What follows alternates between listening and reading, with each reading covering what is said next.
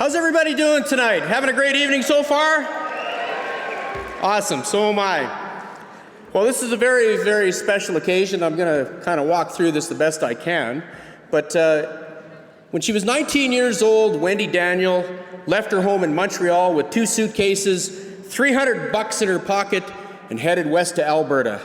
Now, she didn't have a map or a detailed plan. She had 2 things. She had heart and she had drive. Now, her first stop was the Nantoon Saloon in southern Alberta, where she did it all from sweeping the floor to balancing the books. But what she learned there is something that she would carry with her the rest of her life, that great careers aren't built from the top down, they're built from the ground up. In 1985, she answered a newspaper ad from Harris Dvorkin at Canada's greatest honky-tonk. We all know it as the Ranchman's, and he was looking for a receptionist. Now, any of you that ever knew Harris Dvorkin knew it didn't matter what the title was, but working for him meant you had to specialize in everything and anything that came through the door. And Wendy did everything. She booked talent, she managed events, she solved problems, she hosted performers, she even babysat chaos. And somehow she made it look effortless. From world-class events from the 1988 Winter Olympics to the annual Calgary Stampede to just ordinary nights that turned into unforgettable moments. Wendy made the Ranchman's the place to be. Charity fundraisers, corporate events, bull bustings, 2-step lessons, line dance lessons, square dance lessons. If it brought people together, Wendy was the one that made it happen. But at the heart of everything was always the music. Saturday afternoon jam sessions hosted by Chuck McEwen and many others became legendary. They created a bridge between established and young musicians just starting their journeys. And that's where the Ranchmans became a classroom, a stage, and a proving ground all at once. The Rising Star contest had some very notable winners, from the inaugural winner, Coralie Keller, Foxworthy, Shannon Smith, and of course, we can't forget Paul Brandt. They were all artists who walked in with hope, and they walked out with momentum. And then there was the main stage, and week after week, Wendy kept it filled with incredible talent, just like what's in this room here tonight. We had legends from Ian Tyson, Dick Dameron, Tanya Tucker, artists that were just beginning their careers, like J.J. Ray, 12 Gauge, and Toby Cavell and the Easy Money Band, who most of you would know would go on to be Farmer's Daughter, Emerson Drive, and Toby Keith. Alberta bands like Kid Country, the Weekend Whiskey Band, Stony Creek, Brett Barrow, Long Riders, Drew Gregory, they also found a home there. Soon-to-be Canadian artists and stars like Doc Walker and Dwayne Steele, Gord Bamford, Johnny Reed, Julian Austin, and Coulter Wall, and several international stars went through those doors like Ricochet, Clay Walker, Eric Church, Kenny Chesney, Keith Urban, Jason Aldean, Braxton Keith, Aaron Goodwin, and Zach Top, and even Lainey Wilson and Shania Twain. They all hosted events there. Now look around this room tonight. Many of you have stood on that stage. Many of you found your start there. Many of you found your home there. Because Wendy didn't just book shows.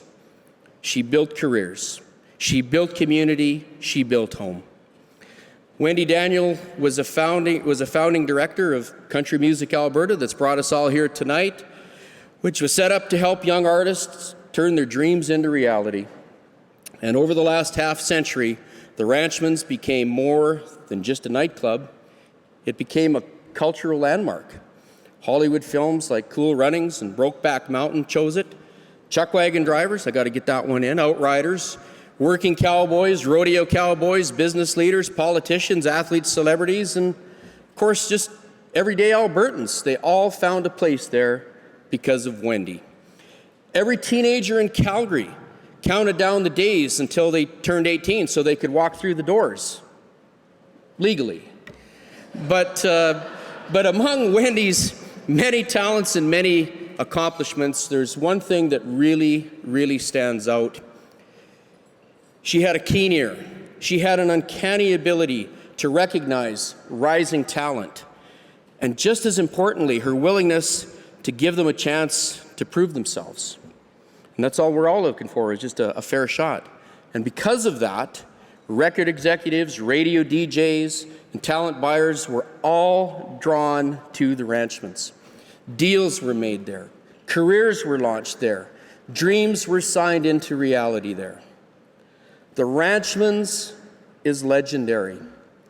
But make no mistake, the heart of that legend is Wendy Daniel.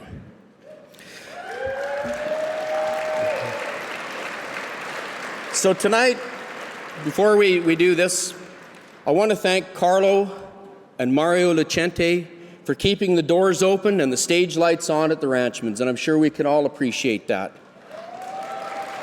And Wendy, I take my hat off to you. Thank you for 40 years of passion, vision, and heart. Thank you for believing in artists before the world knew their names. Thank you for making a building into a home, a stage into a launching pad, and music into a movement. Ladies and gentlemen, this is a great privilege for me, and it's time. We've been waiting for this a long time, so come on, friends. I want you to hold on to your hats, start banging the drum, and give it all you got as we induct Wendy Daniel into Country Music Alberta Hall of Fame.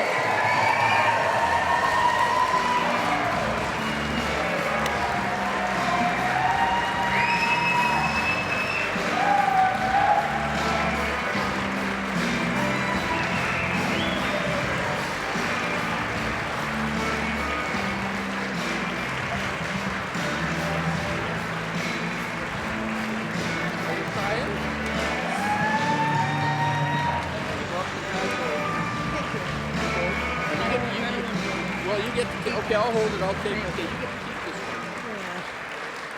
Billy said I haven't done my job if you didn't start crying, and I started crying. Thank you, Billy, for your kind words.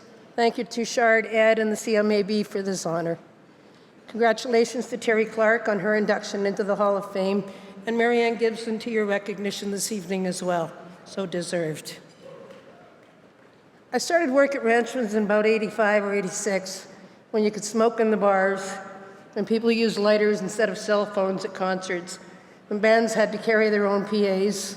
There was no house system or house sound tech, when Rob Shapiro and Bill Hansen played guitars on each other's backs in the Kid Country Band, and Johnny Sixpack wore makeup playing with Chris Krenke. All of the good old days when bands played 6 nights a week.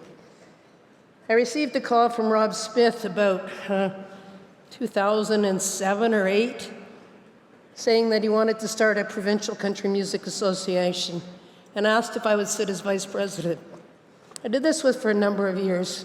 This association has morphed into what is now the CMAB.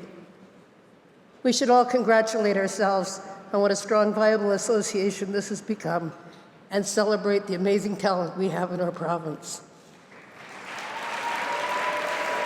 Thank you. Thank you to Hutch, Doug Fulkins, Brenda Byrne, Tracy Lee for coming from BC to be with me today.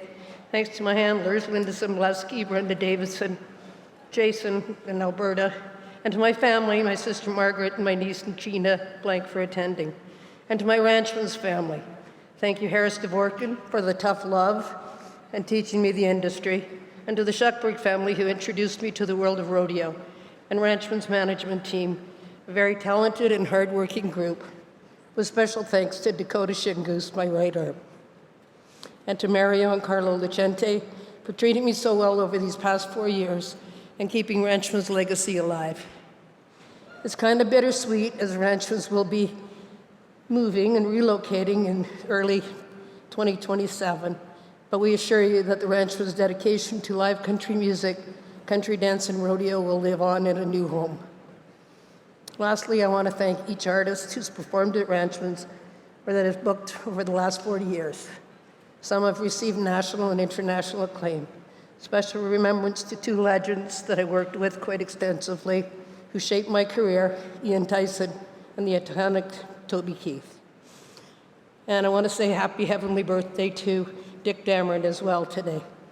I am blessed to have been surrounded by this music family, and thank you for this honor.